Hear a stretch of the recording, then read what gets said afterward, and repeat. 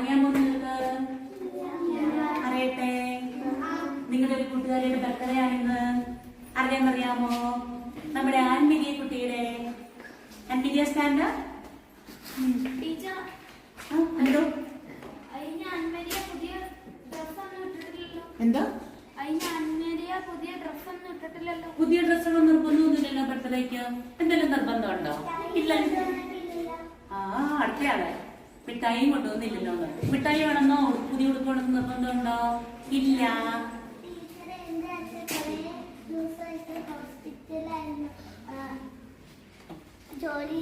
പോകുന്നില്ലല്ലേ?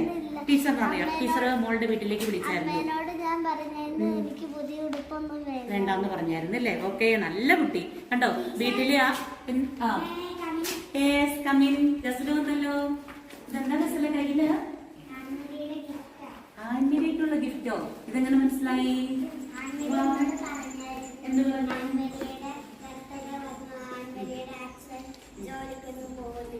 കേട്ടോ എല്ലാവരും?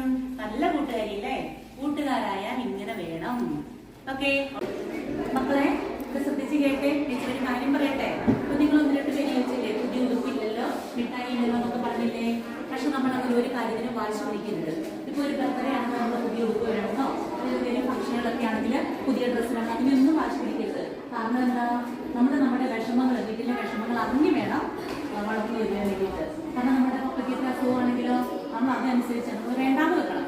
ചില ആഗ്രഹങ്ങളൊക്കെ നമ്മൾ വേണ്ടാന്ന് വെക്കണം. ഇത് നമ്മുടെ ആൻമരിയ ചെയ്തത് നല്ലൊരു കാര്യമാണ്. നമ്മുടെ ഗസൽ ചെയ്തതോ അതിനേക്കാളും നല്ലൊരു കാര്യം അല്ലേ? ഫ്രണ്ടിന് നല്ല ഉടുപ്പൊക്കെ വാങ്ങിച്ചു കൊടുക്കുക.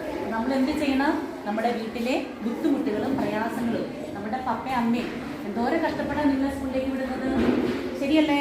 അവർ ഭയങ്കരമായിട്ട് വെയിൽ കൊണ്ടും മഴ നനഞ്ഞും വളരെ ബുദ്ധിമുട്ടിയാണ് നിങ്ങളെ പഠിപ്പിക്കുന്നതും നിങ്ങളുടെ കാര്യങ്ങളൊക്കെ ഓരോന്നും നടത്തി തരുന്നതും.